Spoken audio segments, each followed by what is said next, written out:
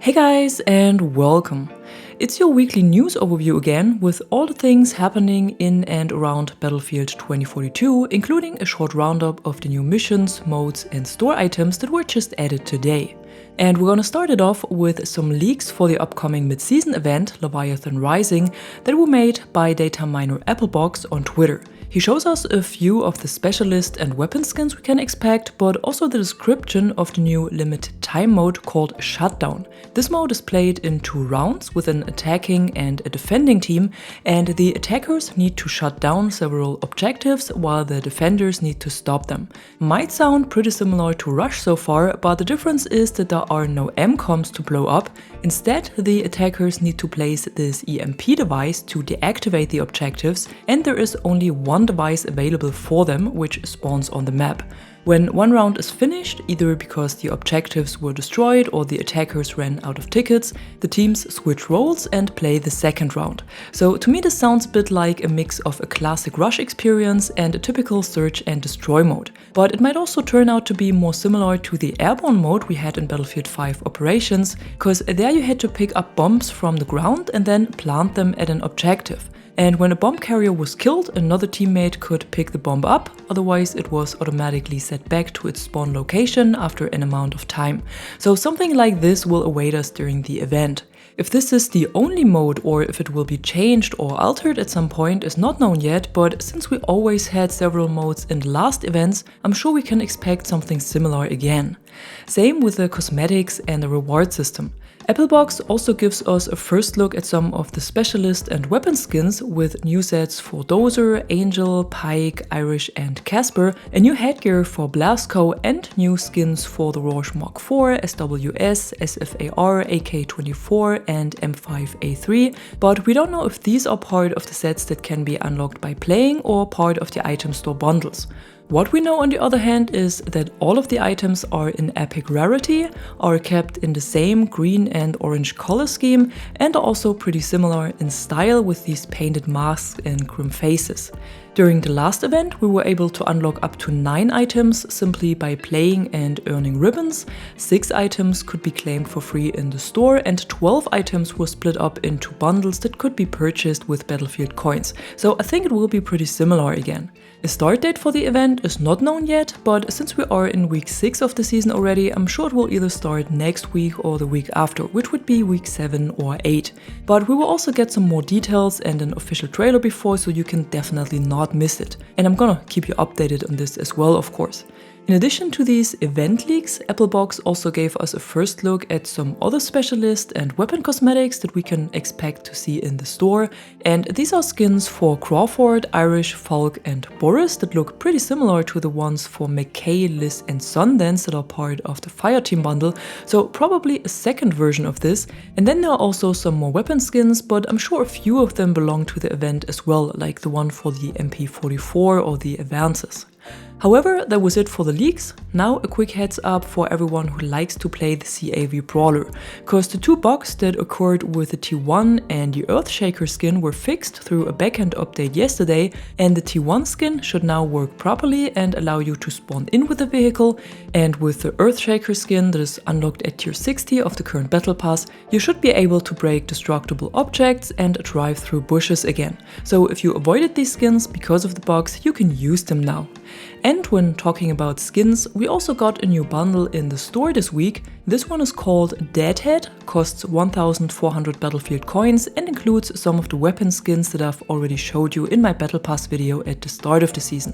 It comes with a legendary skin for the NTW50, a rare skin for the K30, a weapon charm, a player card background, an epic skin for the EMKB90, a rare skin for the NVK shotgun and a player card tag.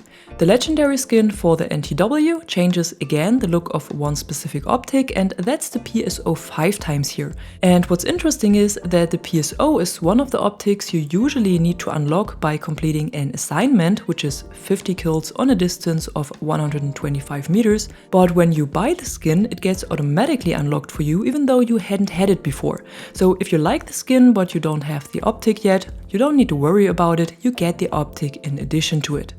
Then we also got 2 new playlists as usual, and that's Seasons Conquest and Conquest 64. Seasons Conquest is a 128 player mode on the 4 maps Exposure, Stranded, Spearhead and Flashpoint, and Conquest 64 is basically the same as Exodus Conquest. I'm honestly not quite sure what's the difference between the 2 modes at this point, because both are 64 players and have a similar map rotation. For Breakthrough or Rush, there were no special playlists added this week. And over in Portal, we got Rush XL and Conquest of Ages, with Rush XL being a variation of the classic mode with a player count of up to 128, and Conquest of Ages being a 64-player experience on different maps of Battlefield 1942, Bad Company 2 and Battlefield 3. On Friday, the modes will be swapped again with a new featured experience and another Friday night Battlefield mode. And at the end, let's have a look at the new weekly missions that are again very well mixed this time. In the first section, you need to heal or resupply 6 teammates, disrupt 5 enemies with EMP or concussion grenades, and conceal 3 revives or revive 3 teammates while in smoke. And I think for all of these missions, either Breakthrough or the new Rush XL mode is perfect because they provide a decent amount of chaos. For the heals and resupplies, I can recommend to use Angel and an ammo crate, and then place it at locations where many teammates are around and throw your ammo packs in addition to it. You should also equip the EMP grenade right from the start, because this way you can throw them out and resupply yourself. And when this is done and you need to do the concealed revives, just call in a supply drop, switch over to smoke grenades and throw them before you go for a revive. Or you get in with a weapon that has smoke grenade on the barrel launchers available, because this way you won't have to change your loadout at all. For the second section, you then need to kill 10 disrupted enemies, inflict 1000 damage with vehicles, and do 15 kills and assists in general. For the disrupted enemies, you need to switch back to the EMP or concussion grenades again and kill the enemy shortly after hitting them. This can be a bit of a challenge because you only have about 3 to 4 seconds to do this, but if you throw them at a group of enemies and pay attention to your XP events that show if you hit someone or not, this shouldn't be a problem. What also works is when you go for vehicles with C5 for example and throw the EMP first to disrupt the passengers and then blow it up with C5.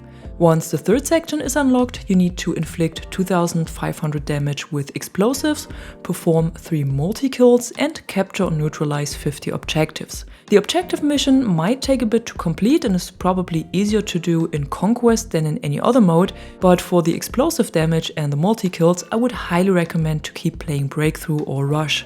Cause here you have a lot of choke points where you can deal loads of damage and also easily do these multi-kills with either grenades or Saint's airburst launcher. The launcher works best here though. Note that a multi-kill is only done when you kill 3 or more enemies at the same time or shortly after one another. 2 enemies is not enough. The bonus is then a lot easier to complete, because here you only need to do 20 spottings or spot assists, and with Casper's drone, Pike's scanner or the proc sensor, this is done in no time. And that's it for today, just your usual overview of the weekly missions and of what's going on in and around Battlefield 2042. And if you enjoyed this video, don't forget to drop a like or a comment below and subscribe to the channel for more content like this.